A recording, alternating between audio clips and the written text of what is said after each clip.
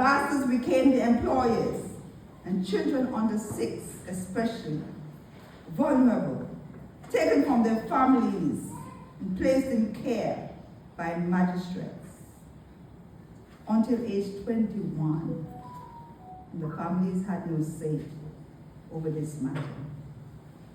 I submit to you, the road to true freedom was a long one and continues to be a long one. For today, the vestiges of slavery still plague our society. Our development is retarded in some way. They will tell you about that gene that came through slavery. But the voice of Nincum Riley that day sparked something that could never be extinguished, the promise of liberation of rights. Because remember, our ancestors were treated like mere chattels, things. Could you imagine if Nincum Riley could not read and understand? Could you imagine if Nincum Riley could not read and understand to inform his people of what had taken place? As I reflect, I think of the Calypsonian who penned, "Little boy and little black boy, go to school, learn." Was this inspired by our own Nincum Riley? Perhaps.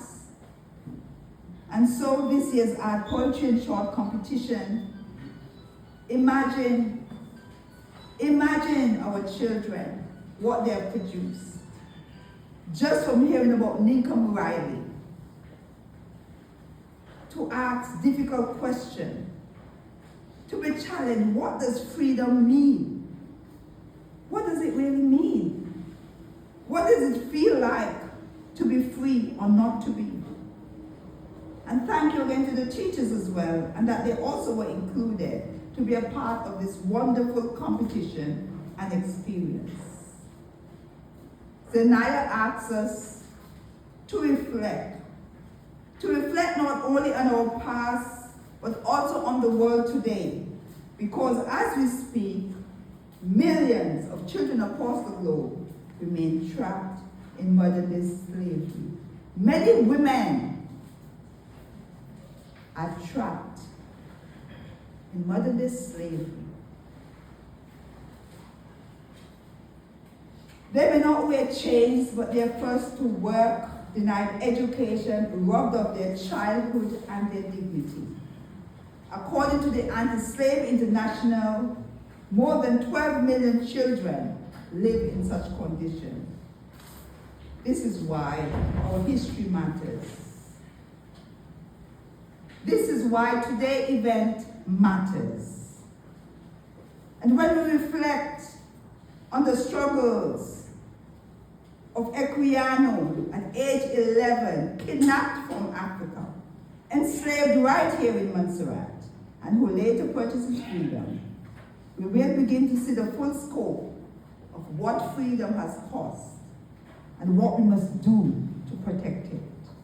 So I ask the youth and the children, do not take the privileges that you enjoy today for granted.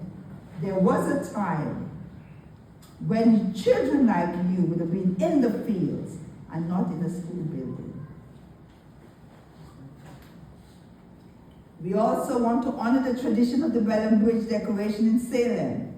We honor our community's refusal to forget. And we know Salemites.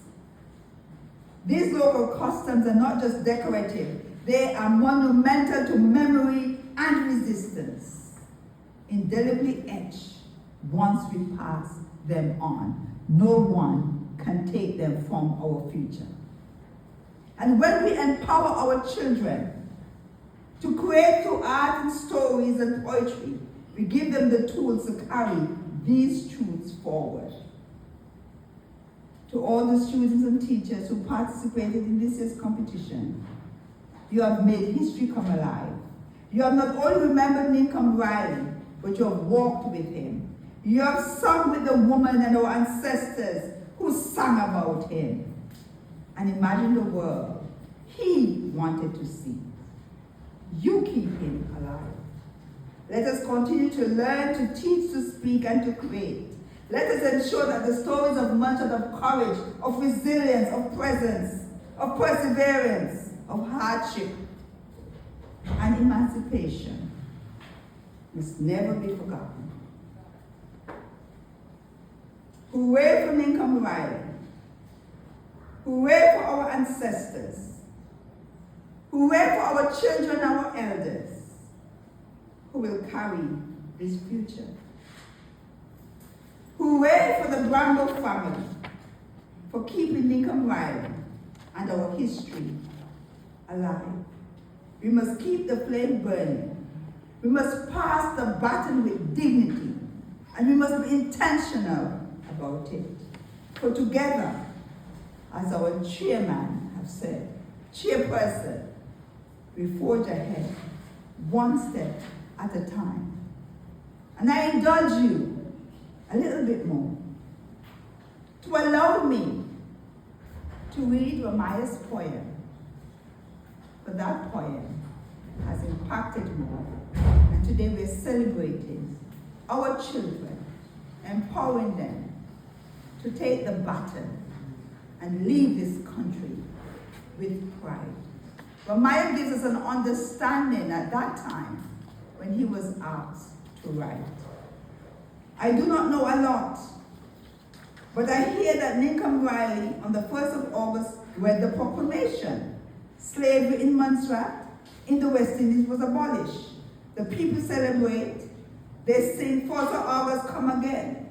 Hooray for Nincum Riley. I do not know a lot. But to be free, to be independent, was a dream of African descendants. No more beating, no more dog chasing, no more hot iron branding, no more hangings. I remember the head of Kojo and find solace in the proclamation and sing, 1st of August, come again, hurrah for Nincum Riley. I do not know a lot. What does that mean? What does it feel like? Is it a myth? Is it total free possible? Is this part of the universe? Do religion, education system, society free you or enslave you? The oral story gives hope to a people who were taught enough to survive, strong enough to fight. Bless those who fought, for I now have a sort of freedom. A sort of freedom, he writes. So I join my voice in celebration. 1st of August, come again. Hurrah for Nincum Riley. I want to fight sometimes, but I will fight like Equiano. I will fight with success as my sword. I join my voice in celebration. 1st of August, come again. Hurrah for all freedom fighters. Thank you so much for your patience.